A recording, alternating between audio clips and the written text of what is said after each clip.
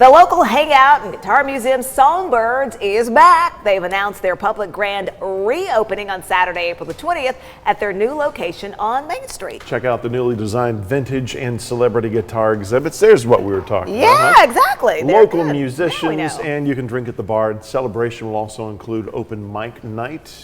This event is free to attend. Thanks for watching Local 3 News at 5:30. Local 3 News at 6 with David and Cindy starts now.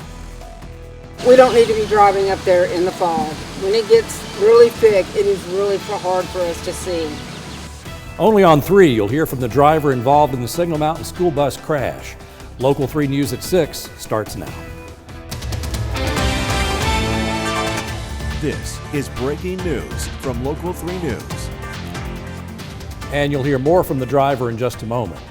She was cited after a crash this morning on Signal Mountain. 16 students were on the bus, one with an injury described as minor. Deputies say the bus driver was trying to navigate a turn onto Rolling Meadows Drive when the driver drove the back wheels of the bus off the roadway, causing it to hit a culvert. The driver fell out of her seat and the bus went into a yard. I'm David Carroll. And I'm Cindy Sexton. Good evening. The Weather Service did not issue a dense fog advisory this morning, but as you see to my left, at 6:50 this morning, there was dense fog with low visibility. Our crews have been on the scene in Signal Mountain learning more about what happened when that bus crashed this morning. And tonight you'll hear from the bus driver herself for the first time as she got home from the hospital. Jeremiah Beatty is here in the studio to begin our team coverage. Jeremiah? Yes, David, I spoke to Margaret Miles to get her side about what happened this morning. She feels terrible and says the weather played a role. Miles has been a bus driver with the school system for 20 years and says she loves the kids there like she would her own. She says on the mountain this morning the fog was thick and says she had difficulty seeing the roads. She says in hindsight there should have been a delay issued so incidents like this don't happen. She shared a message to parents. I'm sorry if I put anybody in danger. I wasn't. That was not your intention. No, not at all. I love my kids, so it was just an accident. It was because of the weather. Miles says she tried to use the brakes, but the moisture made it difficult to stop the bus. She hopes this situation serves as a reminder to delay classes or cancel school altogether. Now, neighbors describe her as a sweet individual and say she moved to town to take care of family members. The Hamilton County School spokesperson says Miles hasn't had any previous complaints since she started her role as a bus driver 2 years ago. In studio, I'm Jeremiah Beatty, Local 3 News. Thank you, Jeremiah. Fog often impacts visibility on Signal Mountain. The video you see here was shot by our crews quite some time after the crash happened. The low-based clouds occurred about 1,400 feet above ground level. Some of our mountaintops were shrouded in the clouds, making visibility very poor. That bus came within inches of crashing into a home. Leah Bowling talked with the homeowners who woke up to quite a scene. Now behind me here, you can actually see the tire tracks where the bus rolled through 2 front yards and ended up in front of this house, where it was finally stopped by this trailer filled with mulch. Well, I was sleeping at the time and heard a big thump. Daryl and Valerie Smith are the owners of the house. We came out here and here's a yellow school bus in my trailer in front of the garage. We're thankful no one was injured, though. Yeah. Could have been a lot worse. They say the trailer in the driveway was a blessing in disguise. I had just picked up all that mulch and all the weight in there definitely slowed that bus down before it got to the house. There was only minor damage to the house. Tug Embry is a sophomore at Signal Mountain Middle High School. He was waiting for the bus outside of his home when he saw it all happen. There, I was standing just like I said, right next to my mailbox. So what's that, like 20 feet? So not too far, but that's still pretty close. Yeah, she hit that ditch and went straight into their house. It's crazy, man. I was shaking for like half an hour just sitting there. He says his friends were on the bus. Yeah, my girlfriend and her sister were on there. So my girlfriend's sister hit her head, I guess. She's okay. Smith cautions all drivers to stay alert during foggy conditions. foggy out here. One of those typical mornings where you got to be careful when you're driving. Reporting on Signal Mountain, I'm Leah Bowling, Local 3 News. Hamilton County Schools says the crash will not impact students along the route. They say a substitute driver will be there for the time being, making sure students get to and from school. Cornelia Nicholson spoke with a mother of a student on that bus. Cornelia, tell us what she said about the incident. Yeah, City David, Kathy Fisher is still pretty shaken up from this incident that happened this morning. She tells me that Cornelia, she was telling us there that the woman was shaken up from the incident. She says she got a call from her son who was on the bus that had gotten into the accident. She says she immediately got into the car, saw the school bus in the yard, and she said she stayed with the kids for about 30 minutes and ended up taking 3 of them home, and said it was so scary to get that phone call this morning. She says nothing like this has happened before. Kathy Fisher. Yeah, well, there have been some bus accidents. I think the mountain is tough to drive on. There's so many sharp curves and it's so curvy. So there have been accidents where the bus backed into a tree, I think last year or the year before, and things like that, minor things, but nothing where a bus drove through 3 yards. She also told Cornelia she's grateful that her son and the other kids were not injured in that crash, and says she will not be putting her son back on the bus until this incident is fully investigated. Our thanks to Cornelia for putting together that story. Well, investigators say Margaret Miles, the driver, was not wearing her seatbelt when the crash happened. And Dallas Payton looked into the laws regarding bus drivers and seat belts. Dallas, what do you have for us?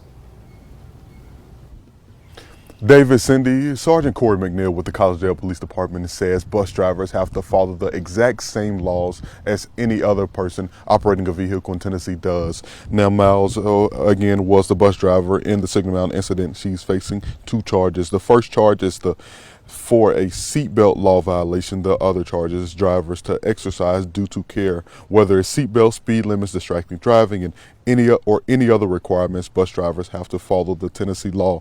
Although bus drivers are required to wear a seatbelt, not all buses have them for students. According to Tennessee Highway Safety Office, school buses 10,000 pounds or less have to have seat belts on every designated seat, whereas the larger school buses don't.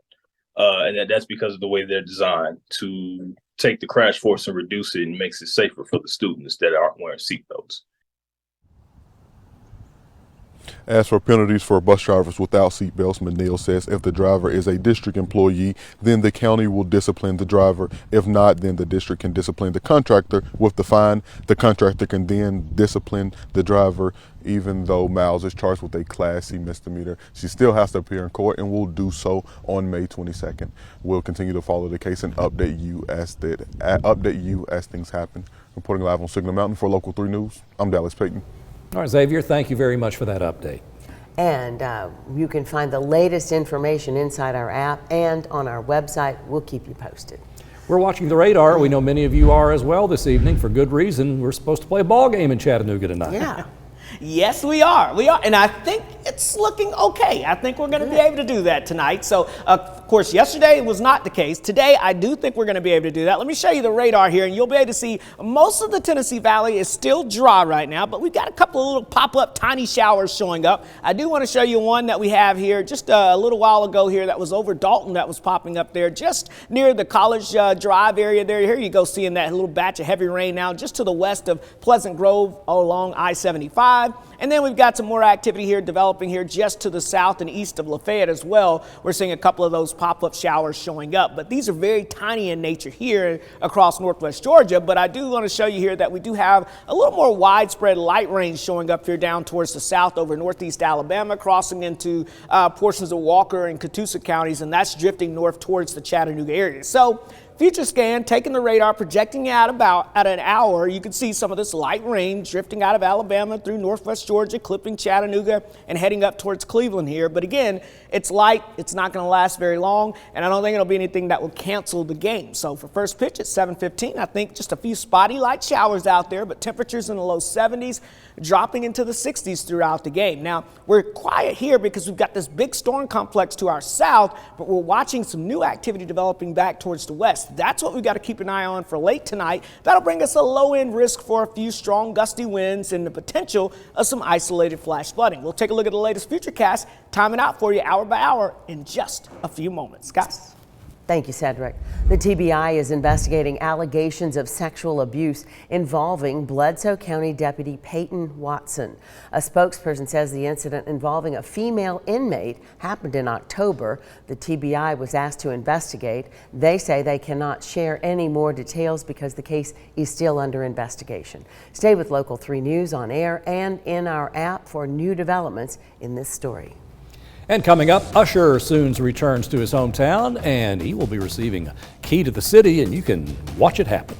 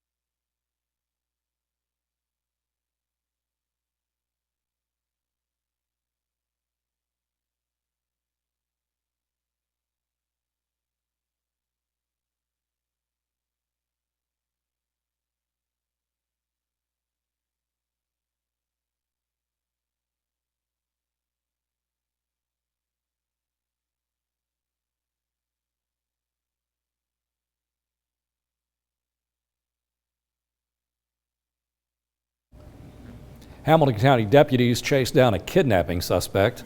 Chattanooga police had reported an intruder call on Spence Lane in the Harrison area. They saw a man driving out of the parking lot. During the chase, a girl jumped from the car. She's now in the hospital with minor injuries. But Antonio Wright continued to flee, eventually crashing and stopping at the Tennessee River Park. He's charged with felony evading, aggravated assault, and resisting arrest. The suspect in the East Brainerd Ballpark shooting appeared in court today. Devontae Harris is accused of shooting a man in the leg and chest during youth baseball games. He's charged with attempted first-degree murder, reckless endangerment, and possession of a firearm during the commission of a felony. Bail is set at $250,000. Harris will be back in court later this month. Usher will receive a key to the city of Chattanooga, as well as proclamations from various state and city officials later this month. Now, this is not a concert. They want to make that clear, but it will take place at McKenzie Arena on April 20th. Tickets are free and will be available April 12th starting at 10 a.m. First come, first serve, limited to 2 per person. We have the link to get tickets on our website. Coming up, the Sequatchie County Sheriff's Office wants your help to solve a 6-year-old cold case. How your tip could help them find a missing man and get reward cash next in Crime Stoppers.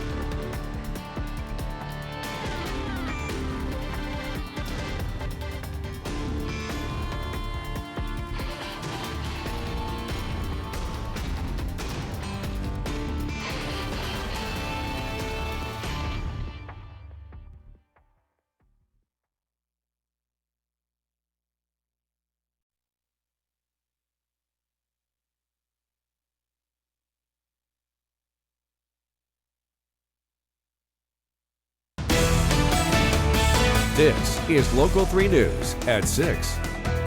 In Crime Stoppers, this weekend marked 6 years since Matt Henry was last seen. A multi-agency task force has been working to figure out what happened to the Sequatchie County man, and they believe they are very close. Here's Greg Glover. There have been hundreds of interviews and at least that many leads. It's very likely Matt Henry is no longer alive, but his parents still want answers. And the sheriff, with lots of cold case experience, hopes you hold the key. It is a missing person case because we don't have a body. But, you know, we're not pretending that we expect to find Matt alive. Matt Henry was 29 years old the last time he was seen. It was well known that Matt was, was a really good kid, grew up with a good family, grew into a young man who became addicted to drugs. Sheriff Bill Phillips says at that point his life began to spiral. Henry was reported missing in April of 2018. In the years since, investigators have developed a pretty good idea of the days and hours leading up to April 14th, when he drove his white Ford Mustang to Tractor Supply. And there he got out of his vehicle and left with another person here in town. That person has been interviewed several times. Matt Henry was said to be very concerned about something just before that April Saturday. We've talked to several people who knew that, or who Matt told that that he needed something to defend himself with. He even told another he believed he'd go missing before long. Then came April 14th. And after some time, it was concluded that most likely Matt was killed that day. Sheriff Phillips worked cold cases for years with the Chattanooga Police Department. I know that there are a lot of times you just hit block walls and there's really nowhere, you feel like there's nowhere to go.